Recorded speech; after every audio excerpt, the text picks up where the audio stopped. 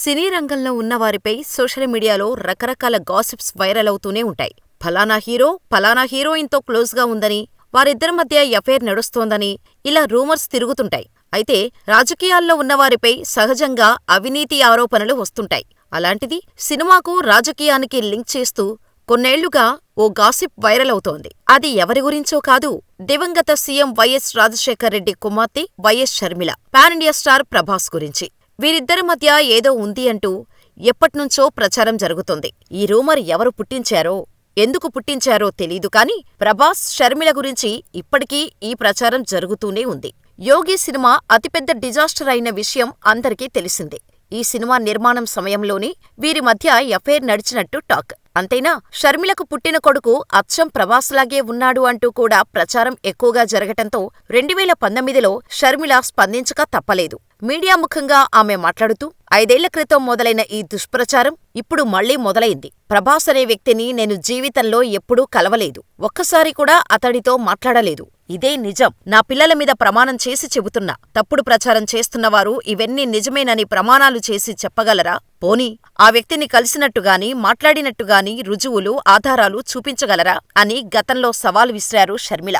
ఇలా ప్రభాస్ కూడా ఈ ఇష్యూపై స్పందించి కేసులు పెట్టి వార్నింగ్ కూడా ఇచ్చారు. కానీ ప్రయోజనం లేదు. 2024 ఏపీ అసెంబ్లీ ఎన్నికల్లో వైసీపీ ప్రభుత్వం ఓడిపోయిన తర్వాత నుంచి షర్మిలపై విమర్శలు, అనవసరమైన లింకులు కలుపుతూ వార్తలు, అసభ్య పదజాలంతో పెట్టే పోస్టులు ఇంకా ఎక్కువయ్యాయి. వైఎస్ షర్మిలపై వైసీపీ సోషల్ మీడియా కార్యకర్తలే పోస్టులు పెడుతున్నారంటూ కూటమి నేతలు బహిరంగంగా చెబుతూ వస్తున్నారు. అయితే ఇప్పుడు వైఎస్ షర్మిల తనపై చేస్తున్న ట్రోల్స్ ని ఖండించారు. పాన్ ఇండియా స్టార్ ప్రభాస్తో తనకున్న రిలేషన్పై జరుగుతున్న ప్రచారానికి ఒక్క డైలాగుతో చెక్ పెట్టారు. నేను ఎప్పుడూ ప్రభాస్ని చూడలేదు. ప్రభాస్ ఎవరో నాకు తెలీదు. నా పిల్లలపై ఒట్టేసి చెబుతున్నా. కానీ ప్రభాస్కు తనకు సంబంధం ఉందని వైసీపీ సోషల్ మీడియా ప్రచారం చేస్తోంది. వైసీపీ చేయలేదా అని వైసీపీ అధినేత జగన్ను షర్మిల నిలదీశారు. మీరు 5ఏళ్లు సీఎంగా ఉన్నప్పుడు ఇలా ప్రచారం జరిగిందని తెలిసి గాడిదలు కాసారా? ఎంక్వైరీ ఎందుకు చేయలేదు?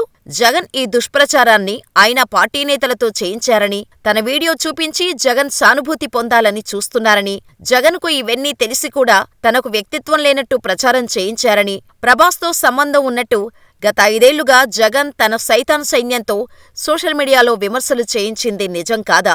అసలు జగన్కు చెల్లెలపై ప్రేమ ఉందా? అసలు సిగ్గుందా?